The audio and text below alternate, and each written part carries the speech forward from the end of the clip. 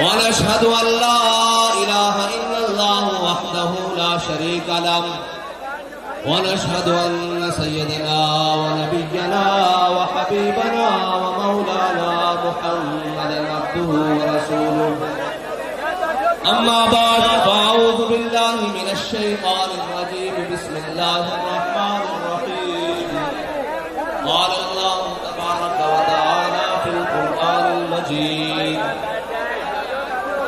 لتؤمنوا بالله ورسوله وتعزروه وتوقروه وتسبحوه بكرة وأصيلا صدق الله العظيم وصدق رسوله النبي الكريم الأمين إن الله وملائكته يصلون على النبي يا أيها الذين آمنوا صلوا عليه وسلموا تسليما الصلاة والسلام عليك يا سيدي يا رسول الله وعلى آلك وأصحابك يا سيدي يا حبيب الله الصلاة والسلام عليك يا سيدي يا رسول الله وعلى آلك وأصحابك يا سيدي يا نبي الله الصلاة والسلام عليك يا سيدي يا رسول الله وعلى آلك وأصحابك يا سيدي يا خاتم النبيين بندہ پروردگار امت احمد نبی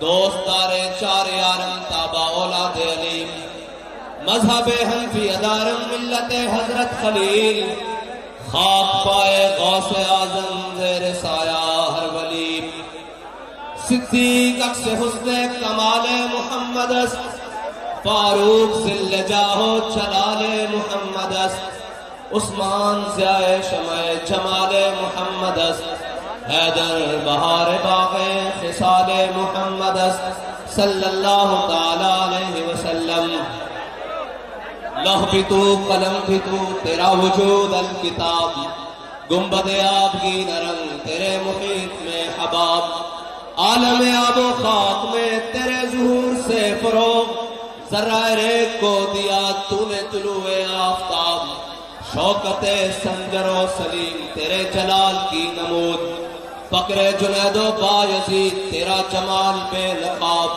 تیری نگاہ ناز سے دونوں مراد پا گئے عقل غیاب و جستجو عشق حضور و اضطراب معزز سامعین محترم اسٹیج پر جلوگر قائدین تحریک لبیک پاکستان علماء کرام مشایخ اعظام سماجی و سیاسی شخصیات اور ہر وہ حضور کا غلام جس کا مقصد وہ ہے جو مقصد امیر المجاہدین ہمیں دے کر گئے ہیں کہ ہم نے حضور کے دین کو تخت پر لانا ہے جس مقصد کے لیے یہ نظام مصطفیٰ کانفرنس منعقد کی گئی ہے ہر وہ شخص جس کا مقصد یہ ہے اس کے لیے بابا جی یہ فرما کے گئے ہیں کہ سلام اس پر کہ جس کے نام لیوا ہر زمانے میں بڑھا دیتے ہیں ٹکڑا سرفروشی کے فسانے میں ہر وہ شخص جو عہد کر کے آیا ہے اور جس نے اپنی زندگی میں یہ فیصلہ کر لیا ہے کہ اب میں نے زندگی میں جو کچھ بھی ہو جائے جتنے بھی مشکل حالات آ جائیں جیسی بھی سختیاں آ جائیں میں نے دائیں بائیں نہیں دیکھنا میں نے اسی رستے پر چلنا ہے جس رستے پر امیر المجاہدین مجھے چلا کر گئے جس رستے پر قافلہ عشق و مستی کا وہ قافلہ چلتے ہوئے وزیر آباد تک پہنچا میں نے اسی رستے پر جانا ہے جس رستے پر بابا جی ہمیں بتا کر گئے کہ مسترد رستے وہی مانے گئے جن سے ہو کر تیرے دیوانے گئے اور لوگ آئے جتنے فرزانے گئے تاب منزل صرف دیوانے گئے کون سے دیوانے میرے آقا مولا صلی اللہ علیہ وسلم نے غزوہ احد کے مقام پر ایسے ہاتھ بلند کیا اور ہاتھ میں مسواک نہیں تھی اس وقت ہاتھ میں اس وقت چھڑی نہیں تھی میرے آقا و مولا کے ہاتھ میں وہ تلوار تھی میرے آقا و مولا نے پوچھا کون ہے جو اس کا حق ادا کرے گا کون ہے جو اس کا حق ادا کرے گا بہت سارے لوگ آگے آئے کسی نے یہ نہ پوچھا کہ حضور اس کا حق کیا ہے آج ہم سے لوگ ٹکٹ مانگنے آ رہے ہیں میں نے کہا ٹکٹ دینے کے لیے ہم نہیں بیٹھے کوئی آ کر ہم سے پوچھے کہ آپ یہ کر کیا رہے ہو پھر ہم آپ کو بتاتے ہیں کہ ہم کیا کر رہے ہیں ہم کس مقصد کے لیے میدان میں آئے ہیں؟ ہم نے یہ جھنڈا اٹھایا کیوں ہے؟ ہم یہ اتنے لوگوں کو آدھی رات تک جگا کر بیٹھے کیوں ہیں؟ ہم نے اتنے لوگوں کو حضور کے دین کی بات سمجھائی کیسے ہے؟ ہم نے بابا جی کے عشق کا طریقہ بتایا کیسے ہے کہ آج بہاولپور کے اسٹیڈیم کا پیٹ کم پڑ گیا ہے اور اس کا مصطفیٰ کا ٹھاٹھے مارتا سمندر اس کے اندر سما نہیں رہا۔ بابا جی فرماتے تھے کہ چلیو ایک گل ہجی اتنے تک نہیں رکنی، ایک گل اگلے جہان تک جانی، ایک قافلہ اسی طرح ثابت ہونا حضور دے غلامہ دا بابا جی دے پیچھے چلنا اس منظر دینا کہ ہم سوئے حشر چلیں گے شاہ ابرار کے ساتھ اور قافلہ ہوگا رواں قافلہ سارار کے ساتھ۔ میرے آقا مولا نے ایسے تلوار بلند کی، میرے آقا نے فرمایا کون ہے جو اس کا حق ادا کرے گا؟ اوے طاقت رکھنے والوں، اوے اپنی طاقت پر ناز کرنے والوں، اوے یہ کہنے والوں کہ ہم بڑے پاورفل ہیں، سنو میرے آقا مولا نے طاقت کا طریقہ کیا بتایا، طاقت رکھنے والوں کے لیے اصول کیا بتائے، طاقت رکھنے والوں کے لیے پیمانہ کیا بتایا۔ میرے آقا نے فرمایا، انہوں نے عرض کی، حضرت ابو دجانہ آ گیا ہے، کہا یا رسول اللہ یہ تلوار مجھے دے دے۔ حضور نے تلوار عطا فرمائی، کہا یا رسول اللہ بتائیں اس کا حق کیا ہے؟ میرے آقا نے فرمایا یہ اللہ اور اس کے رسول کے دشمنوں کے خلاف اتنی چلے کہ ٹیڑھی ہو جائے، اس کا پہلا حق یہ ہے۔ انہوں نے کہا یا رسول اللہ اس کا دوسرا حق؟ فرمایا کسی مظلوم پر نہ چلے۔ انہوں نے کہا یا رسول اللہ تیسرا حق؟ فرمایا کسی مسلمان پر نہ چلے۔ انہوں نے کہا یا رسول اللہ اس کا اور حق؟ میرے آقا مولا نے فرمایا یہ کسی عورت اور بچے پر نہ چلے۔ تو جب تلوار لے لی نا تو پھر کیا فرمایا حضرت ابو دجانہ نے؟ فرمایا ان الذی عاہدنی خلیلی ونحن بالصفق لدى النخیل اللہ اقوم الدہر فی القیول اضرب بسیف اللہ والرسول۔ فرمایا آج میں نے اپنے آقا مولا صلی اللہ علیہ وسلم سے وعدہ کیا ہے، عہد لیا ہے، آج کے بعد پچھلی صفوں میں نہیں لڑنا، آج کے بعد پہلی صفوں میں لڑنا ہے۔ اس مقام پر وعدہ کیا ہے جہاں پر چند کھجوریں تھی، فرمایا آج کے بعد اگلی صفوں پر کھڑا ہو کر اللہ اور اس کے رسول کے دشمنوں کو جواب دیتا رہوں گا۔ تو جب وہ تلوار ہاتھ میں لے لی نا تو حضرت ابو دجانہ نے وہی چال چلی جو شاقان مصطفیٰ نے وزیر آباد میں چلی، ایسے پہلوانوں والی چال، ایسے پہلوان ایسے نہیں چلتے، پہلوان ایسے ہی چلتے ہیں، حدیث کے الفاظ پہلوانوں والی چال چلی۔ میرے آقا مولا نے جب پکڑ کے چلتے ہوئے حضرت ابو دجانہ کو دیکھا نا، لوگ پوچھتے ہیں کہ آپ ایسے ایسے کر کے کیوں نعرہ لگاتے ہیں؟ میں نے کہا ہم آپ کو جواب دیتے ہیں کیوں لگاتے ہیں۔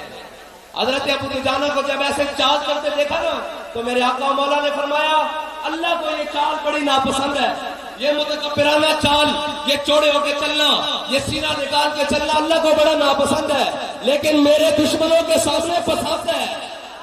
تو لبیک والے بھی وہ ہیں جو حضور کے دشمنوں کے سامنے سینہ چوڑا کر کے چلتے ہیں، آنکھیں اٹھا کر چلتے ہیں، سر اٹھا کر چلتے ہیں، اگرچہ ہاتھوں میں ہتھکڑیاں ہوں، اگرچہ پاؤں میں بیڑیاں ہوں، اگرچہ شہادتیں جاری ہوں، اگرچہ خون ہوں، پھر بھی وہ سر اٹھا کر چلتے ہیں۔ وہ سر اٹھا کر اس لیے چلتے ہیں کہ ان کے قائد نے ان کو سبق یہ پڑھایا ہے کہ ضعیف اگر نظر پڑے رسول کا جمال بن۔ جن کو ملنے کے لیے بڑے بڑے طاقتور، بڑے بڑے MNAs، بڑی بڑی سیاسی جماعتوں کے سربراہ، بڑے بڑے عہدیداران جن کو ملنے کے لیے دروازوں پر کھڑے رہتے ہیں، وہ لوگ نہیں ملتے اس لیے کہ وہ ہمارے ضمیر کا سودا کرنے آتے ہیں، لیکن جن کے قائد نے ان کو سبق پڑھایا ہے کہ ضعیف اگر نظر پڑے رسول کا جمال بن، تو وہ سرور شاہ صاحب ہوں، وہ چولستان کی رویا ہوں، وہاں ان کو پانی کی امداد پہنچانے کے لیے خود چلے جاتے ہیں، کیونکہ ان کے قائد نے ان کو سبق پڑھایا ہے کہ ضعیف اگر نظر پڑے رسول کا جمال بن۔ اور آگے کیا سبق پڑھایا ہے؟ خالی آدھا نہیں، صرف جمال کی بات نہیں، صرف اخلاق کی بات نہیں، کردار کی بات، دشمن کے سامنے ڈٹ جانے کی بات۔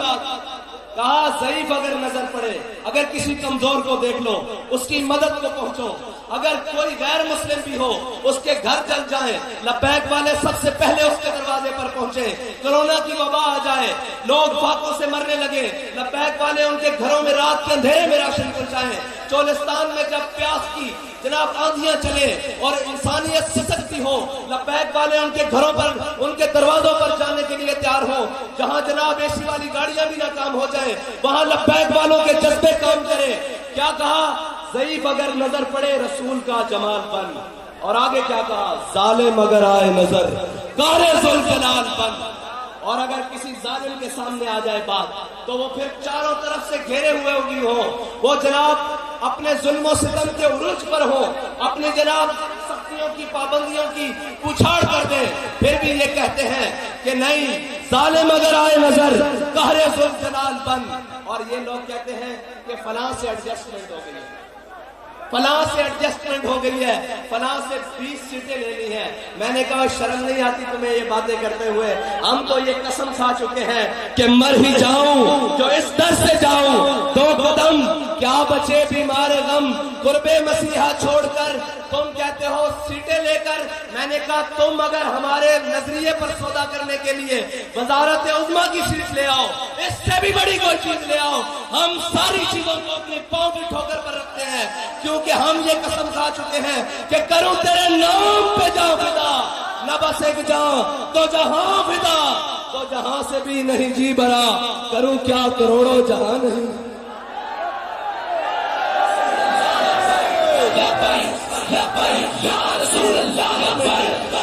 ایک منٹ جی بھائی, اوے سرائکی وسیب دے لوگوں, تھوڑے نعرے دی اجے چس نہیں آئی. نعرہ لگے کوئی باطل دے ایمان میں کھڑکن, بلکہ دراڑا پہن کہ انہوں نے پتہ لگے لبیک والے آئے بیٹھے.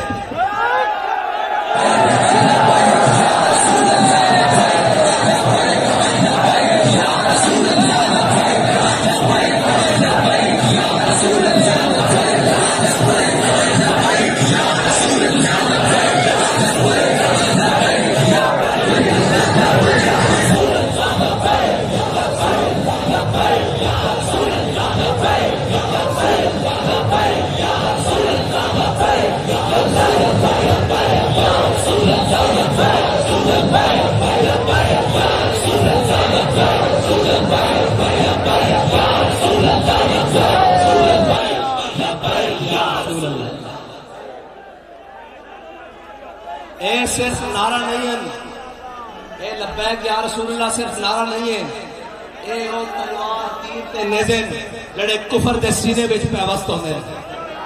اے صرف نعرہ نہیں ہے, جدو تسی این سارے تو بیزاری کر کے ہاتھ کھڑا کر کے کہندے ہو نا کہ یا رسول اللہ اتنے بھی حاضر, کل قبر وچ بھی حاضر, کل روز محشر بھی حاضر. جدو یہ کہندے ہو تو کہندے ہوئے ساڈا ارباں دی انویسٹمنٹ جڑی امت مسلمہ نو گمراہ کرن واسطے, نویں نویں شوشے چھوڑن واسطے, نویں نویں گلاں چھوڑن واسطے, نویں نویں باتیں چھوڑن واسطے کہ جی اسلام اخلاق سے پہلا, تلوار سے نہیں پہلا. ہم حدیث سے بات کر رہے ہیں, ہم قرآن سے بات کر رہے ہیں. میرے آقا و مولا نے وہ تلوار بلند کی. بابا جی فرماتے سن, وہ بزدلا کہ تو تلوار چاہ نہ سکتا تے پھر محمد عربی دے دین دی گل کردا کیا ہویا. اور آج کل ایک ہائیبریڈ قسم سے جن کو خود پالا تھا وہ منہ کو آئے ہوئے ہیں, جن کو خود لایا گیا تھا وہ آج سر کو گریباں کو آئے ہوئے ہیں. کیا کریں وہ لوگ, وہ لیڈر جو کہتا ہے مجھے مارنے کی سازش ہو رہی ہے, مجھے مار دیا جائے گا. میں نے کہا چلیا, لیڈر وہ نہیں ہوتا جڑا موت کو ڈرے, لیڈر ہوتا جس کو موت ڈرے, جڑا اپنے اس نظریے اور اس استقامت کے نال میدان چ کھڑا ہوئے کہ موت بھی اگو دیکھ کے سامنے ہٹ جائے. لیڈر وہ ہوتا, اور یہ ثابت ہے, تاریخ تو بھی ثابت ہے. حضرت خالد بن ولید نے کی فرمایا سی, لقیت قضا و قضا زحفن, فرمایا یار اس موت کو تو میں بڑی بڑی جگہ تلاش کیتا, اس موت کو تو میں اس وقت بھی تلاش کیتا جب 60,000 کا لشکر سی تے میں 60 بندے لے کے داخل ہو گیا سی. اس موت کو میں بڑی بڑی جگہ تلاش کیتا, لیکن فلا نامت اعین الجبنا, شالا بزدل کدی نیند نہ ہوئے. اور تو کہنا میرے موت کو ڈر لگتا, مجھے مارنے کی سازش ہو رہی ہے. بابا جی کہتے تھے, بابا جی فرمایا کرتے تھے کہ یہ سفر ہے کوئے جانا, یہاں قدم قدم بنائیں, جنہیں ہو زندگی پیاری وہ یہیں سے لوٹ جائے. قبلہ ابھی تو آغاز بھی نہیں ہوا.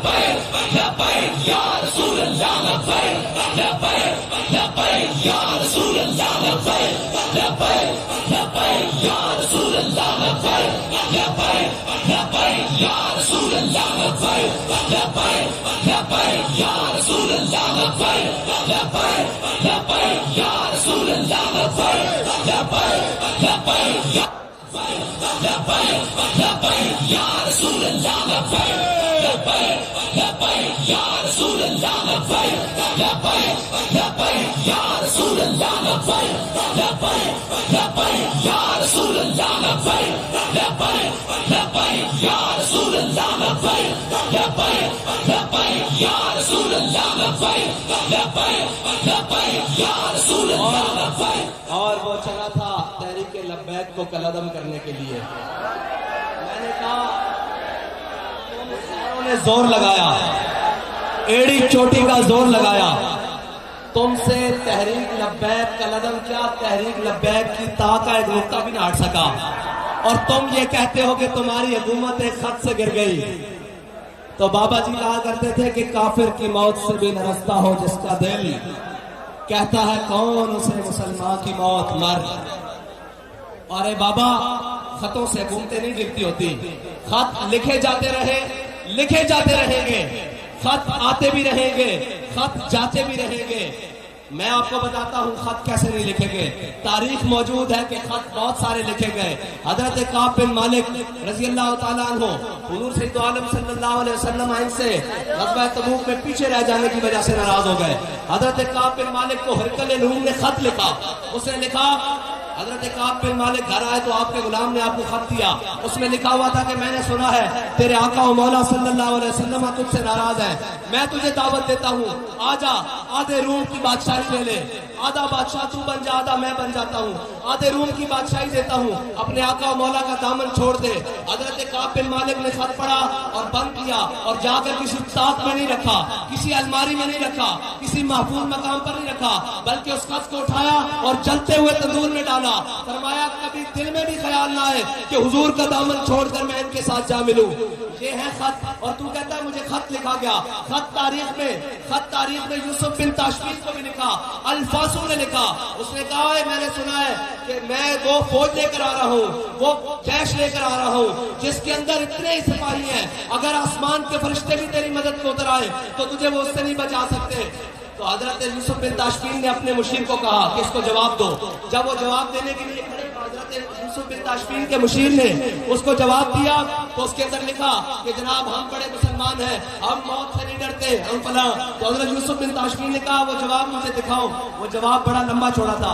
حضرت یوسف بن تاشفین نے اپنے مشیر کو بلا کر کہا کہ دشمنوں سے لمبی باتیں نہیں کی جاتی, دشمنوں کو بتانے کی یہ ضرورت نہیں ہوتی کہ میں امریکہ مخالف بیانیہ لے کر کھڑا ہوں, میں یہ بتانے کی ضرورت نہیں پڑتی. دشمن تو وہ ہے جو تیری آنکھ کے تیور سے سمجھ جائے کہ یہ میرا دشمن آ رہا ہے, اور دشمن تو وہ ہوتا ہے جو تیری گفتگو سے لرز جائے کہ یہ پتہ نہیں کیا انقلاب بابا کرنے والا ہے. اور دشمن تو وہ ہے کہ جو پہلوان لگا کر بھی, زلفوں سے لٹکا کر بھی سر جھکانا چاہے, اور وہ سر جس کے بارے میں علامہ اقبال نے کہا تھا کہ حاضر ہوا میں شیخ مجدد کی لحد پر, وہ خاک کے زیر فلک ہے مطلع انوار, اس خاک کے ذروں سے شرمندہ ستارے, اس خاک میں پوشیدہ ہے وہ صاحب اسرار.